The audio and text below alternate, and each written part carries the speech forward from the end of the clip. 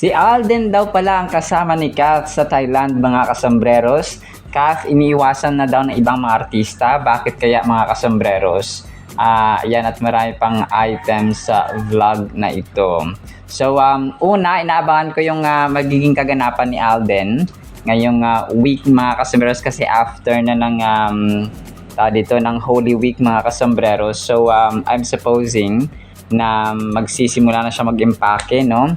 At sa start na sila ng kanilang shoot or taping sa Siargao, mga kasambreros, bilang paghahanda nga or pagsisimula ng kanilang Love Siargao, mga kasambreros, ng series.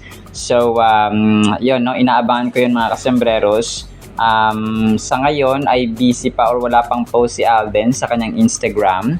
Ngayon po ay Monday, April 6, no, 2026, mga kasambreros. So, palagay ko ay naghahanda pa lang si Alden, mga kasambreros. Ako po ay nag-voice over ng alas 2 ng hapon, no, April 6, mga kasambreros. Pero of course ay aabangan natin yung kaganapan ni Alden dito sa kanyang Love Siargao maybe this week, mga kasambreros. So, talagang excited na ako, no, para sa ganito.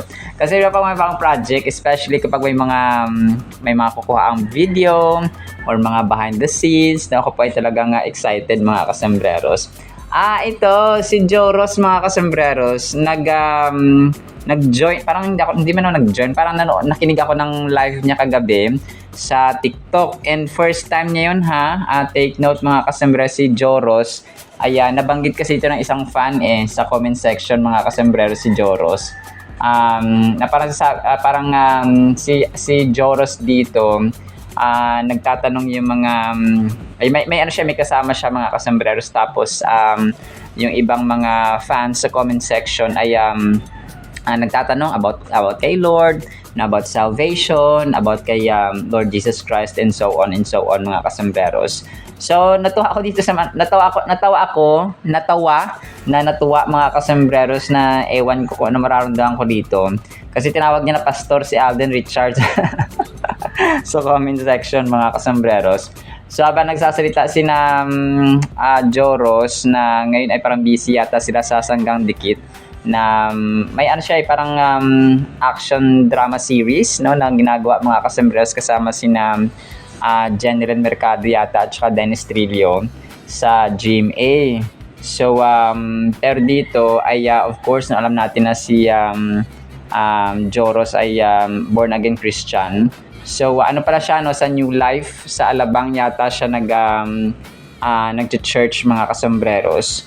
So, yun. Tapos, talaga napakatapang ni Joros, mga kasambreros, na dito na mag-share ng kanyang pananampalataya kagabi. So, mahaba yung live, of course, sa TikTok, at saka first time niya yun. Pero, yun, may mga, dito, sobrang kulit, no? May yung comment dito ng isa, yung nag-comment dito ay si Tres for May. Last question, sino pogi, Pastor K-Rox or Alden Richard? Sabi niya ganoon dito, mga kasambreros. So, marami nagtatanong kay Joros about faith, about kay Lord Jesus Christ, and so on, mga kasambreros. Ang cute lang at saka ang kulit ng bakit niya nabanggit si Alden Richards, no? Kasi alam niya na magkaibigan sila, pero si Alden Richards po ay hindi pastor, no, mga kasambreros. Tapos, next item natin, 2 hours ago, Glam, Heart Evangelista, Bea Alonzo Salvador, at saka si Catherine Bernardo, mga kasambreros, in one frame. Ito po ay picture nila. Parang throwback ito, no, mga kasambreros and mga Cathdynatics. So, ito po ay mga Belo, parang event yata ni Belo, if I'm not mistaken, mga kasambreros. So, okay, baka ito, gathering ng mga ng mga beauty clinics, mga kasambreros. So, si Maha at saka si Kath ay kay Doc Ivy. Tapos si Heart at saka si Bea naman ay kay Doc Bello or Dr. Vicky Bello, mga kasambreros. So, pero ito pa yung na-post lang ng Catherine Blue Hearts kagabi as a sort of throwback. So, parang 2020, if not mistaken, 2023, 2022, 2022 or 2022 or something like that mga kasembreros ang picture na ito, no, na kung saan ay talagang mag best friend din po ang apat na ito mga kasembreros.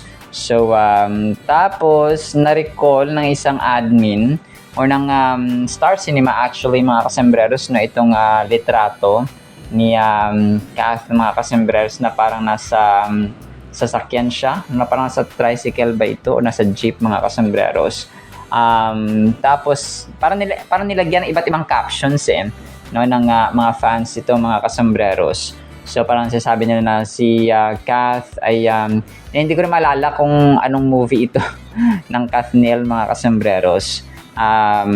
Pero yun, no, talagang sasabi nito parang si Kath yung larawan ng yung iba negative, yung iba positive yung paglalarawan or pagbibigay ng caption dito sa picture ni Kath mga kasembreros na nagsisirculate online recently, no, sa social media or sa online world mga kasembreros.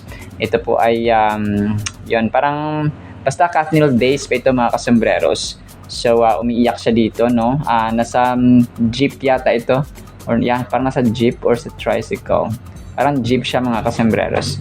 So umiiyak siya dito, no, mga kasembreros, na kung saan ay parang may pinagdadaan or nag-away yata sila dito sa eksenang ito or heartbroken yata siya, no. Basta hindi ko namin kwento at ayoko nang alamin kasi throwback naman ito mga kasembreros. Throwback naman ito mga kasembreros, no, na pinost lang din po ng mga fans kahapon or nung mga nakarang araw pa mga kasembreros. Tapos ito, na throwback din ng isang admin mga kasembreros ni Kath, yung kanyang picture, no. Talagang pa dito, parang teens pa si Kath mga kasembreros. Kasama pa sina Julia, sina Liza Soberano, si Janela Salvador mga kasembreros. Parang sila yata yung It Girls dati, no, na sobrang ang gaganda nila mga kasembreros. So pero yun, no, as they grew older ay nagkanya-kanya na sila ng mga career or paths mga kasembreros or mga projects in general. So talagang ganoon naman talaga ang trend, no. Pag bata pa ay pwede pa sila magsama sa isang project or sa isang grupo mga kasembreros, pero pag nag-30s na 25 pataas ay doon nagsisimulang maghiwa-hiwalay mga kasembreros. Tapos major item natin mga kasembreros, si Alden pala ang kasama daw ni Kath mga kasembreros sa Thailand, no. Alam niyo ang galing dito ni Jason sa pag-edit, no, Jason Star mga kasembreros. So, yan lilinawin ko lang, edited po ang mga pictures na ito. So hindi po sila magkasama doon. Kasi tao dito, may mga pictures dito, random photos mga kasembreros na inedit si Jason Star. Na kunwari ay ang Kath din ang magkasama doon sa Thailand mga kasembreros. Andito may isang parang nag-hug sila. Tapos yung isa dito ay nag-shoutout pa ng may banner sila kunwari, no, mga kasembreros. Sabi niya dito sa nag-hug ang Kath din mga kasembreros ay syempre Kath din pa rin ang sakalam. 20 hours ago ito na pinost niya Jason Star mga kasembreros. So pero ito po ay edited itong nagyayakapan sila sa isang parang refreshment bar mga kasembreros or parang sa isang tao dito parang mini bar siya mga kasembreros na may binebentang mga mga inumin or alak mga kasembreros. So it's either hard drinks or yung mga ladies drinks mga kasembreros. So pero ito, no, ito po ay edited lang. Tapos yung isa dito, shout out sa mga Kathden fans daw sa Thailand. Sabi dito ni Jason Star mga kasembreros. Shout out Kathden fans Thailand. Tapos parang nasa sila, nasa airport kunwari, no, na doon sila mga kasembreros. Tapos may tawag dito, may banner pa sila mga kasembreros. Pero again, ito po ay edited mga kasembreros, no? So, pero ano, no? Parang isipin mo yung iba, parang tunay talaga siya mga kasembreros. Parang nasa mundo na kasi ng AI. Pag wala kasi nag-aaminan, no? Talagang hanggang speculation na lang tayo. Pero ito of course ay edited pictures lang mga kasembreros.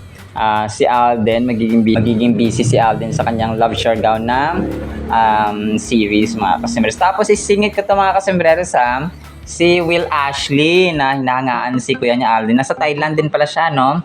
Nasa Bangkok, Thailand mga kasembreros si Will Ashley na sobrang bait din ito. So kahapon niya to hindi, nakarang araw ba to? Hindi, kahapon niya pinost mga kasembreros. Grabe isang oras niya palang pinapost, 10,000 reactions na kagad mga kasembreros. So talagang sikat na rin ito si Will Ashley mga kasembreros na hinahangaan niya si kuya niya Alden mga kasembreros. So grabe no, ang daming babakasyon, especially nung long weekend mga kasembreros na Holy Week, no? Iba't iba yung lugar at destinasyon ng mga tao. Pero tayo na ultimo lang dito lang sa bahay, no mga kasembreros. At sa amin kasi normal na yung yung pagbibiblia, panalangin araw-araw mga kasembreros. So well of course, no, nagmumuni-muni, nag-usap-usap, and then pinapasalamatan ang kadakilaan ng Diyos mga kasembreros. Hindi lang tuwing Holy Week, no, pero araw-araw ng ating buhay, kasi God always provides, no, everyday siya nagpo-provide mga kasembreros. That is why araw-araw din tayo nagpapasalamat sa Diyos mga kasembreros. Tapos yung isa naman dito na mga pictures ay pinost ni Rizken Entertainment, no, 4 hours ago. Oy, bakit naging si Alden at Kath sa Thailand? Tapos pictures dito ni Alden. So grabe nung nakita natin mga kasembreros, pwede talaga siyang ma-edit yung mga pictures na ito. So yung damit ni Alden ay naging white, tapos yung parang sasabi nila na match kay Mayor Mark Alcala mga kasembreros. So pero wala no, paniwala na yun talaga yung mga tao na si Mark Alcala at saka si Kath talaga yung magjowa mga kasembreros. So yun na yung pinaniwalaan ng maraming mga fans ni Kath mga kasembreros. So pero yun, choice pa rin nila at choice natin ito mga kasembreros kung sino yung dapat nating paniwalaan, no? Wala pa kasi talagang malinaw as in official na announcement mga kasembreros kung sila ba talaga o hindi. Kasi parang alam mo yung atras abante, go or let go or hindi go. So parang gano'n, parang hindi, basta ang hirap explain ng kanilang status mga kasembreros. So malalaki na naman sila, no, 30 na naman sila pareho mga kasembreros.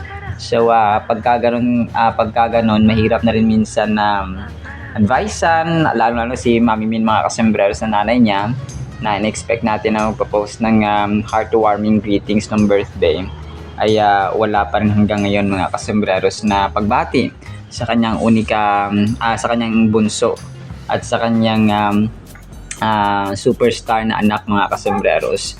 So isang malaking katanungan pa rin para sa atin at sa ibang fans mga kasembreros kung bakit nga ba hindi nagawang batiin ni Mami Min ng touching na message mga kasembreros si Kath nung kanyang birthday mga kasembreros.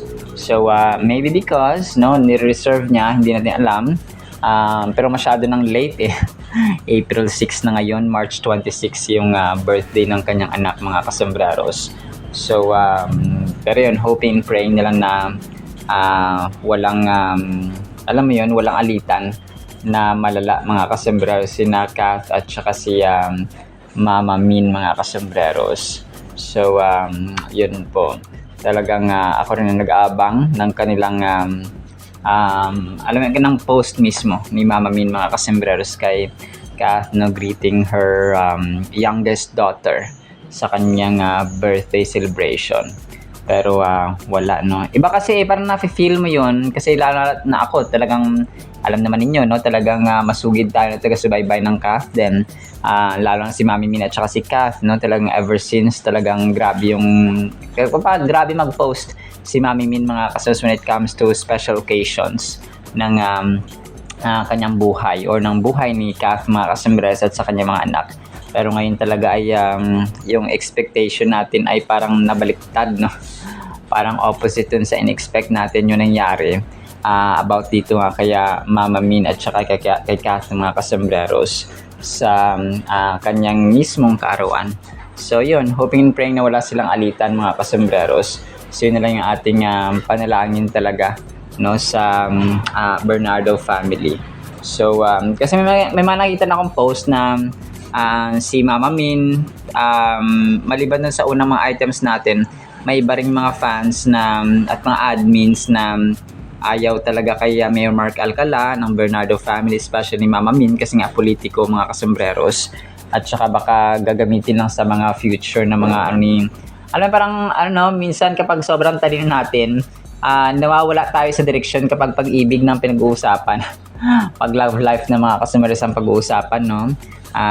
Talagang lahat parang pwede mabulag, parang lahat pwedeng matukso, lahat parang hindi naman lahat, parang mostly, no, kapag pag-ibig ng pag-uusapan, gagawin nila lahat para lang sa sa larangan ng o sa ngalan ng pag-ibig, kahit minsan ayaw talaga ng madla, ayaw na nakararami, kung kayo yan. So parang ito yung sasabi ni Alden na pag public figure ka or kilala ka, no, famous ka, celebrity ka, politician or so on, you have to be very careful of your actions kasi makikita ng iba, no, yung impression ng iba. So syempre, no, ganoon siya mga kasubab. Kasi pag public figure ka, sabihin mo na gusto mo ng privacy, since you are a public figure, you cannot deny that, no, mga kasembreros mo pa. You cannot say to people na, wag niyo akong picturean, wag niyo akong videohan, wag kayo So parang ganoon mga kasembreros, no. Kung public figure ka, ginusto mo maging politiko, ginusto mo maging artista, so parang ganoon siya mga kasembreros. So pero hoping and praying na maging okay ang lahat mga kasembreros. Tapos last item natin, pasegwihan ko to mga kasembreros ha, itong Don Bell. Kung hindi pa wakas, dapat bang buhayin muli tayo sa wakas, no? May 27 pala sa sinihan ito mga kasembreros ipapalabas. Sina Donnie Pangilinan at Bel Mariano mga kasembreros. So directed by Direk Cathy Garcia Sampana. Grabe, no, nakailang pelikula si Direk Cathy ngayong taon. After kay kina Maricel Soriano, no, yung Meet, Greet and Buy, no, ganoon siya mga kasembreros. Tapos ito na naman, no, another movie mga kasembreros ng Don Bell. So dalawa na yung pelikula na tapos ni Direk Cathy, April pa lang. Ang galing mga kasembreros. Kaya niya pala, no, kahit isang buwan lang mga kasembreros. Kasi di ba yung Hello Love Again dati, parang isang buwan mahigit lang nila nagawa yun sa Canada. Maliban pa yung mga mall tours or mall tours mga kasembreros. So, galing-galing mga kasembreros. No, madali lang kasi yung pelikula, sabi niya, kumpara sa mga series or teleserye mga kasembreros, sabi ni Direk Cathy dati sa interview. Alright, so actually yan lang sa ating Kathleen items na may halong Don Bell. Wala tayong i-play. Sana po ipakinggan po natin ang napakagandang salita po ng Panginoon at isang pinagpalang araw po sa bawat isa. Sobrang kulit ng ating Word of God mga kasembreros. Ang title natin ay Sa Isang Kisap Mata Lang. Bakit kaya ganito ang title? Proverbs 23 verses 4 hanggang 5. Don't wear yourself out trying to get rich. Be wise enough to know when to quit. In the blink of an eye, ito pala yung mga kasembreros, wealth disappears, for it will sprout wings and fly away like an eagle. Napakaganda ito mga kasembreros. Ang daming points na nakikita ko dito na pwede nating pagdiskusyonan or pag-aralan mga kasembreros. Unang-una sa lahat ay wag daw nating pagurin ang ating sarili mga kasembreros. Pwede tayo magtrabaho, yes, and dapat tayo magtrabaho, maging masipag tayo, maging diligent tayo mga kasembreros, maging industrious tayo mga kasembreros, maging masipag tayo at masinop. Pero, kung ang motive lang talaga natin ay talaga magpayaman, ay sabi dito ni Haring Solomon mga kasembreros sa Proverbs, sabi niya, be wise enough to know when to quit. No, may mga times pala dapat na magpahinga tayo. Kasi tao tayo, no? May mga times na hihinto, no, sa akin talaga. Sobrang busy ko mga kasembreros sa araw-araw kasi nga di ba may YouTube channel na rin si nanay. And by the way po sana po ay mag-subscribe kayo sa YouTube channel ng nanay ko. na Neneng Namis Vlogs mga kasi sa kanya naman po ay luto-luto no or cooking mga kasamares ang sa kanya at saka may word of God sa dulo. So yun, nagvo-vlog na rin siya. So ako rin yung cameraman, ako yung nagka-camera sa kanya pag nagluluto. At saka ako rin yung nagluluto mga kasi sa part na iba. No, tapos edit, no, tapos voice over, tapos cut then and so on mga kasembreros. So ganun ang routine natin, prepare ng word, and of course may trivia pa ako minsan na lang ako nagti-trivia o nagkakaalaman mga kasas Little Kuya Kim. Pero hindi yun nawawala sa aking pangarap talaga na ma-discover as Little Kuya Kim sa TV or ni Kuya Kim mga kasembreros Atienza. Kuya Kim Atienza. Na sana po ay mapansin tayo. So, yun, no? Talagang, so, I need to like balance everything mga kasembreros. So, sabi ko nga, kailangan ko na talaga ng assistant, no? Ng kahit ng cameraman lang ni nanay. Kasi habang sila po ay nagluluto or nagka-camera, for example, ay tao dito ako na ay nag-i-edit no or tatapusin ko muna yung aking mga dapat tapusin no bago yung i-edit yung sa kanya or sa kanila mga kasembreros. So parang ganoon ba? So pero hindi naman yun pagpapayaman talaga na ano. Of course no nangangarap kami but not to the point na magkamukam na kasi hindi pa naman monetized ang mga channels ni nanay or ang channel ni nanay mga kasembreros sa YouTube. So pero siya rin no talagang ano kasi sabi ko pag nagkakasakit no may matanda kami, may special child pa kaming inaalagaan, tapos may 93 years old na lolo. So, kailangan talaga na ano, kasi nagpapasalamat nga lang kami sa Panginoon talaga, no, na wala pong maintenance na anumang gamot ang aking lolo na turning 93 ngayong April 13 mga kasembreros. So, ganun po siya. So, going back, naisingit ko talaga yun. So, going back mga kasembreros, ay wag daw tayo magano kasi maraming taong ganun eh. Kunwari, utang sila ng kotse. Tapos, yung kotse na yun, babayaran nila kada buwan. So, mag-overtime sila. Hala, sige, overtime. Kailangan mag-overtime kasi babayaran ng kotse. So, may iba naman na bibili ng bahay no, or lupa, for example. Tapos, uutangin. Maglo-loan sa bangko, for example. Tapos, yun, no, talagang utang, sige, overtime. So, parang ma-overwork na sila mga kasembreros. So, parang ito yung gustong sabihin ni Haring Solomon dito na kung hindi naman kaya, ako kasi kapag hindi talaga kaya, bakit mo pipilitin ang sarili mo? Yung sinasabi ng nanay ko, ay wag pilitin ang hindi kaya. No, kasi ang katawan natin ay baka mag-surrender mga kasis. And sabi that's biblical pala no na pag nag-overwork ka talaga para ka na kasing nagiging alipin nung salapi, para ka na rin naging alipin ng kotse, ng lupa, ng bahay or ng anumang material, cellphone no, may mga cellphone na hulugan. So ganoon siya mga kasis. So kailangan mong overtime at mag-overwork. So and kung parang hindi naman masama sana. Kagaya nito ha, for example, yung aming cellphone na ginagamit mga kasembreros, di ba uso yung iPhone na talagang para sa vlogging, para malinaw ang camera. Pero sa amin ni nanay, sabi ko, hindi, kasi kuripot, hindi naman sa kuripot na, no, pero talagang ekonomiya kami, no, parang kung hindi kaya ng budget, kailangan maghanap talaga ng paraan para makabili. Pero in a lowest price siya mga kasembreros. So since pangarap talaga ni nanay, no, at saka ako, of course, kailangan ko rin na magkaroon ng parang magkaroon din ng drive si nanay or motivation si nanay ba na mag-vlog mga kasi sabi ko akong iPhone 15,000, 20,000, 60,000, 30,000, 40,000. So parang kami kasi nasanay kasi ako talaga na simple lang ang buhay mga kasi kaya sabi ko hindi ko kaya mag-spend ng ganung kalaki. So kung kaya naghanap talaga ako ng pinakamura no na maganda yung quality ng camera pero mura siya mga kasi so ganun siya. Maganda yung camera pero mura. So, ganoon siya.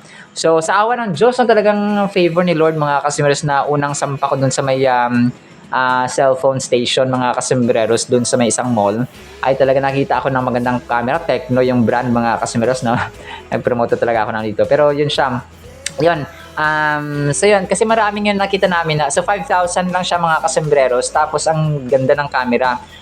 Para siyang parang ano lang, parang dito, isang abante lang or isang advance lang ng step mga kasasang iPhone sa kanyang camera na ginagamit namin ni nanay. So hindi siya mahal kasi 5,000 lang siya mga kasembreros. Tapos nung nakita ng mga pinsan ko, sabi niya, ang ganda ng camera mo. Sabi ko kanan, alam niyo 5,000 lang to. Tapos nagulat sila na 5,000 lang yung presyo mga customers. Tapos minsan nag-send sila ng screenshot na ang linaw ng camera mo, ang linaw ng camera mo, Gaw. Sa Gaw kasi di ba pinsan mga sa Bisaya. So parang gano'n siya, parang nagbalasa. Tapos nagtanong na yung mga iba kong pinsan, ganito ganyan. So ganito bilhin nyo, Tecno, ganyan ganyan. So yun siya, no? Parang yung iba kasi talagang mangungutang eh. Talagang marami ako nalaman na mangutang ng iPhone, tapos syempre pag nangutang ka, babayaran mo talaga. So parang nagiging alipin ka ba? So yun yung pinaka simpleng example na pwede kong maibigay mga kaso kasi nga very common siya sa ngayon, especially mga bata pa, mga high school naka-iPhone. High school pa lang, junior high pa lang mga kasos, naka-iPhone na. Ako nga, parang nung naka-iPhone lang ako, nung binilhan ako ng kaibigan ko sa Manila. Never akong bumili ng iPhone mga kasembreros. No, take note of that. So talaga binibili ko rin mga mura lang, mga Vivo, Oppo, at saka itong Tecno nga mga kasos nung latest nila na model na 5,000 pesos lang. So di ba parang talagang ekonomiya mga kasembreros. So hindi, ito yung sasabi kasi ni Haring Solomon dito na huwag tayong masyadong magtrabaho or pagurin ng ating sarili, ng ating katawan, pagurin talaga natin mga kasembreros para lang maging mayaman. O parang something na materialistic mga kasembreros. So ganoon siya, no? Kunwari, bumili ng bagong ref si Kumari, ganyan. So ikaw din ganoon kahit wala kayong pambili. So ganoon, no? Parang pangit yung ganong ugali mga kasembreros na talagang patayan, lagarista ka mga kasembreros para sa ngalan ng pera, para sa ngalan ng iyong materialism mga kasembreros. So sabi pa niya dito, in the blink of an eye, sabi niya, wealth disappears, no? Sa isang kisap mata lang, no? Para yung kanta ng River Maya na ano nga ba yun? Kay bilis na maglaho ng pag-ibig mo sinta. So parang sa isang kisap mata mga kasembreros na wala, no? Parang ganito yung gusto niya sabi na sa isang iglap ay pwede mawala ang lahat ng kayamanan, no? Mga kasembreros, yung pinagpaguran mo, yung pinag-overtimean mo, nag-overwork ka ng nag-overwork ay po pwedeng mawala mga kasembreros in the blink of an eye. So grabe, no? So sabi dito, nagkaroon ng metaphorical example or comparison si Haring Solomon dito na for it will sprout wings and fly away like an eagle. So para daw siyang agila yung pera mga kasembreros na or yung kayamanan na mawawala na lang bigla mga kasembreros. So this verse is a powerful reminder that the pursuit of material wealth can be all-consuming and ultimately fleeting. So temporary siya mga kasembreros. Tama na magsikap tayo. Kunwari nagpapaaral tayo ng anak, no? May binabayaran tayong ganito sa ating mga lending. So tama naman, but not to the point na talagang na-overwork. Parang napapabayaan ng sarili mo. Parang ganun ba? Parang imbalanced yung buhay mo mga kasembreros. Kasi gustong-gusto ng Diyos na balance din po yung ating buhay sa mundong ito na puro ka na ng trabaho. So dapat may family time, may rest time, no? May pahinga and so on, may leisure. So ganun siya. And of course, may time sa Panginoon sa kanyang Biblia at panalangin. It cautions against exhausting oneself in the relentless pursuit of riches, as wealth is not a guarantee of lasting security. Instead, it prompts us to reflect on the transient nature of material possessions and the importance of seeking balance in our lives. So kagaya na mention natin, ay dapat balance yung ating buhay mga kasembreros. So kasi kapag hindi rin yes, of course, may mga kotse ka pero ni pahinga, ni tulog, parang kulang-kulang parati. So hindi mo na-enjoy ang buhay mga kasembreros. Think about it. Have you ever witnessed someone sacrificing their wealth or their health, relationships, or overall well-being in the pursuit of wealth?